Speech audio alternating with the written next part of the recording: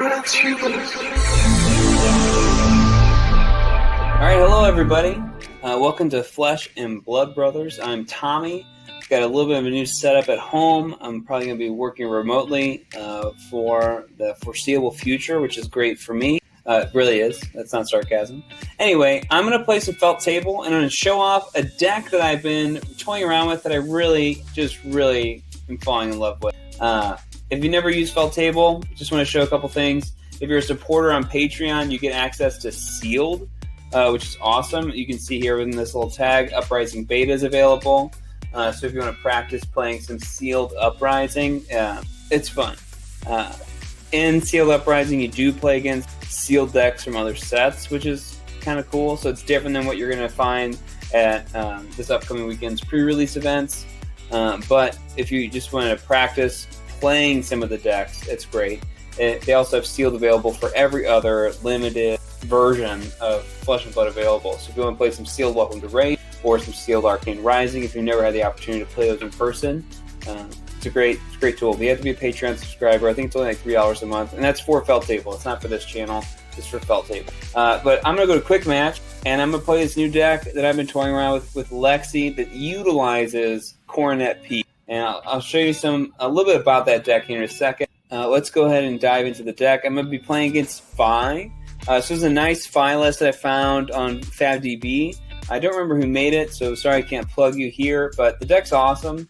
Obviously, Phi is going to be great. Going to be the new fastest deck, probably, right? Mask Momentum is just going to be just sick in that deck. So I'm interested to see the next Classic Constructed season with Phi and Dromai and Icelander on the prowl. But I think Lexi's going to have some things to say. Now, there's going to be a very focused list with with Lexi to go towards an ice approach. And that's going to be interesting, quite frankly, to see the new Ice Lexi builds that people like Yuki Lee Bender toy around with. I know I'll build a more ice restrictive list soon. But this version of the deck is kind of a lightning Lexi. There are some icy elements, including the Coronet. So I am using Death Dealer. You'll see why soon. Key to know about Death Dealer right now, if you haven't played very much Azalea or very much Ranger in general, is that Death Dealer, when you load an arrow into the arsenal, you draw a card. And that's just good card games when you draw a card. But it has Go Again, right? So the new bows, the elemental bows, are instants. So they don't have Go Again. And so, yes, they're instant. That's awesome. But without gaining Go Again, you can't gain phantom action points, which is what this deck is all about. So I'm taking a cue from the Rune Blades out there that just gaining action points willy-nilly is awesome. And I'm going to do that with this beautiful card, Snapshot. So let's find one that'll give me a bigger picture. So Snapshot here, I run 9 copies. So 3 of every color. When I lightning fuse this card, I can use my bow an additional time this turn as an instant. So a common play line is going to be Snapshot, fuse it, send it off, and I can use Death Dealer again at instant speed. So even if Snapshot is Go Again, I'm still going to gain an action point from that instant use of Death Dealer and end up with 2 action points. So when I have 2 action points, I can either just dish out a bunch of attacks, or after firing that first Snapshot, I can use Coronet Peak. So it does cost 3 to pitch 3. It's an action. It's not once per turn, and so if I have enough resources and action points, and I use this once and they pitch a red card, I might just use this again and get a second card out of their hand while filtering my own hand. I'm fine with that. I'm fine with a little bit of a control here, because when this deck goes on the offense, and usually that looks like an Art of War turn, and or starting with an Electrify and Arsenal. Electrify is just so good, and it's a great example of what the lightning cards are doing in this deck. It's not just about gaining Go Again, and it's definitely about gaining the phantom action points, and sometimes about gaining Go Again, but mostly from Lexi's flip on the Electrifies. Running 7 Electrifies right now. Might even go up to 9 with those just because it's so good. But the hit effects in Ranger are powerful. We know that. The elemental hit effects are not as powerful. The ice ones are awesome. Like I have 2 Chilling Ice Veins, or 3 Chilling Ice Veins in here at the 2 pitch, the yellow pitch. This is almost always a pitch card. It's sometimes an arrow, and it's rarely the optimal Ice Fusion Chilling Ice Vein. I know there's a lot of Ice Lexi lists out there, but this is one of the only arrows in the deck. They run 9 Ice Veins. They're just looking to punish the opponent with a fused Ice Vein. But the hit effects in this deck are things like Frazzle and Buzz Bolt and Light It Up, where it's just extra damage. And so if we're in another meta where people just aren't blocking, like Fi's not going to block a lot. He has a handful of 3-block cards. He has more armor than any ninja has had to date, with 2 Blade Break on the arms, 2 Blade Break on the helm, and 2 Temper on the chest. So he's already starting at 46 health, essentially, right? Or essentially. And so if he's not going to block, I'm just going to do extra damage with my hit effect. Electrifies, Buzz Bolt, Frazzle, Light Up. You don't block, you just take more damage. And that's fine. That's fine. Fine by me for sure. So let's go ahead and dive into the deck. So the equipment slot is Coronet Peak, Findel Screen Tunic, of course, Bullseye Bracer, and Snapdragon Scalers. Now you probably eventually want to fit in the Ice chest piece, and maybe even a Null Rune helmet. What's that one called? Null Rune hood. Just, for the Kano matchup, for potential Icelander shenanigans.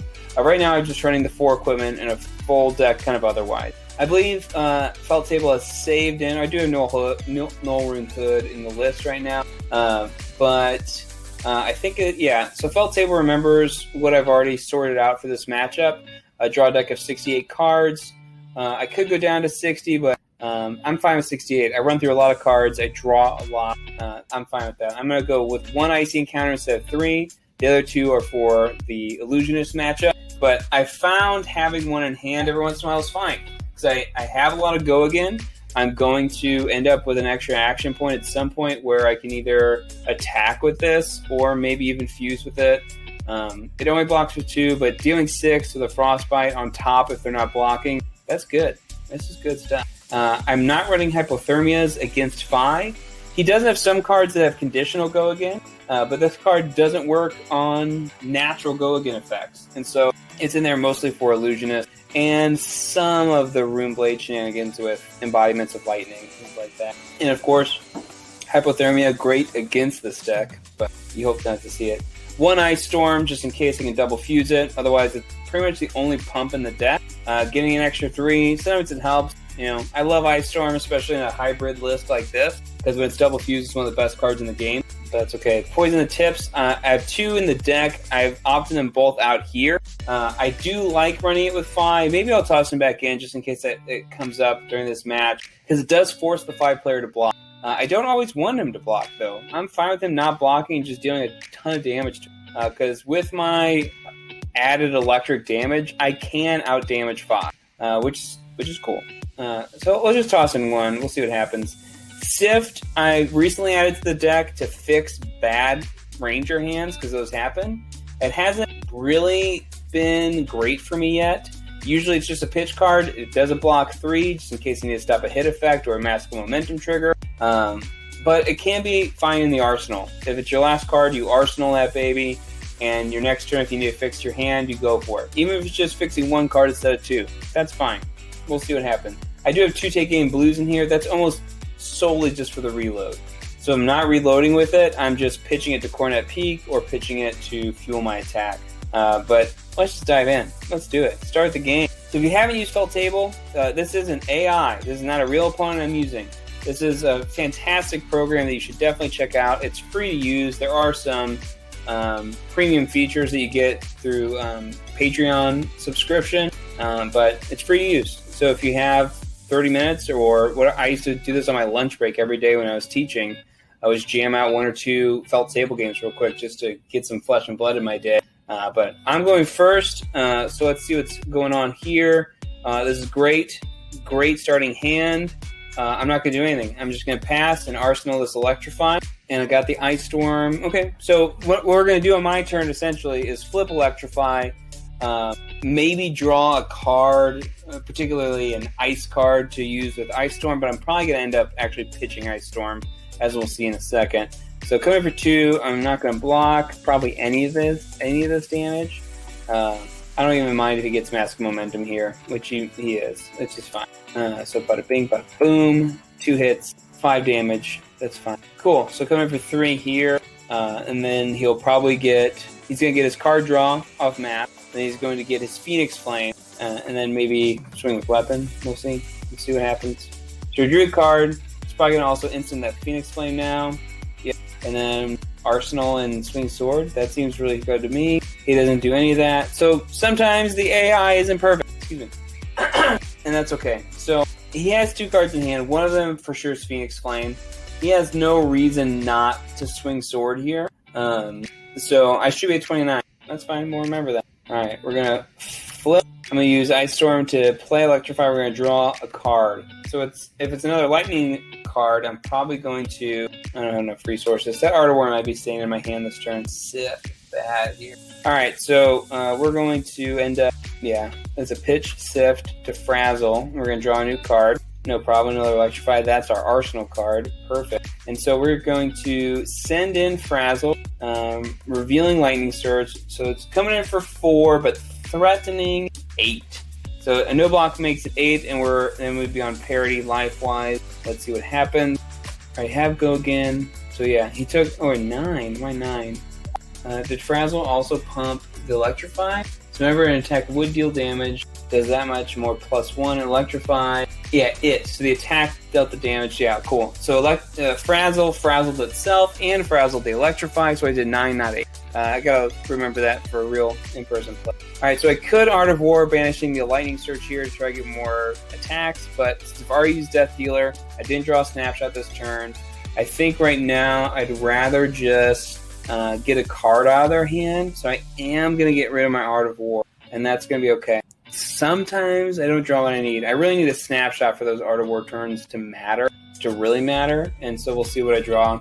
But I have an Electrifying Arsenal. It's going to be a Tunic turn. He only has 3 cards in hand. Again, I should be at 29. Let's be real. But let's see what happens. The Draconic Head Jab from the Ronin. Took 3, no problem. Cool, so the sword will have go again here, but I had to pitch 2 reds. Okay, 3 with go again. So that means last turn he likely had this Firebrand in hand, so he didn't have enough resources to attack and use it. But he still should have swung the sword. Anyway, 3 with go again. Yeah, take it for sure. I have multiple lightning cards for fusing in my hand. I hope to draw another arrow. Phoenix Flame for 1. Yeah, go ahead and get your card draw, boy. So in 2 turns, he's done about 20 points of damage. Visor is really cool like that. This is another error that he just made that I've told the Felt Table programmer, moderator, creator, etc. That sometimes he uses Flame Scale Furnace and has nothing to use with it. So that should have been an Arsenal card. But minor fixes that maybe a Metabodify will fix, or just some fine-tuning on the AI use of Furnace in general. All right, so let's go ahead and do this. Flip. I'm going to use my Tunic counter to play Electrify, and I'm hoping to draw another arrow. Let's do it. Got to poison the tips. And I have another Electrify in hand. So that's what we're going to do. We're going to poison the tips, pop that Electrify into Arsenal, pay for it using Heaven's Claws, draw another card, and it's a Snapshot. Exactly what I wanted to see. So we're paying for it. Snapshot into Arsenal. Okay, let's figure out resources here. I do need that Winter's Bite as a pitch card, unfortunately. So, Snapshot, fusing it with Lightning Surge. So we're threatening a lot of damage. We're threatening, what, 8? No, we're threatening 7 and a discard. So he's probably going to block out, which means Light It Up will be able to come in for a lot of damage. Cool, so let's just watch him block out. Block 3, okay. He doesn't have a block 3 in hand. He did, but he didn't use it first. Another AI faux pas. So I'm now, since he's already blocked, I'll instant speed this here Death Dealer, thanks to Snapshot Fusion. Slap that Light It Up into Arsenal. Got another Snapshot. Can't get that off this turn. That's okay. It'll be great for next turn. Okay, so that goes away. I will have 2 action points now. So I can Coronet Peak a card out of hand to guarantee this Light It Up does a ton of damage. So Coronet Peak here with 2 action points. Again, Coronet Peak, no go again. It's too strong for go. So I still have an action point remaining, 1 card in hand, which means I'm either getting all of his equipment here or he's going to take a ton of damage. Let's fuse it. So we're threatening 8, 12 actually, threatening 12. So yes, should block. So, good. The AI blocked with equipment here. In an unrecorded game, it didn't block in this almost this exact scenario with equipment. And so it took a bunch of unnecessary damage. And so all I've really done here is gotten tempo. And so that the AI doesn't really recognize the hit effect of Light It Up, but it does definitely recognize Poison the Tips. Anytime I've used Poison the Tips against the AI, it blocks out because it knows it's going to lose the cards anyway. So it should block out. So that's why maybe Poison the Tips isn't good here. It forced them to block when I could have just been forcing a lot of damage. But I've got a lightning card in Arsenal. We'll see what my next hand is. I've got the momentum. And they don't have those tiger stripes anymore. All right, let's go. Boom, boom, boom, boom, boom, boom. Here we go. I think we're just going to set up for next turn here. So I'm going to flip Lightning Surge. Man, tough choice. I know. We'll just do what I thought I was going to do. So I'm going to send in this Lightning Surge from hand with Go Again, thanks to Lexi's flip ability. Then we'll send in the Lightning Surge from Arsenal. So 8 damage so far.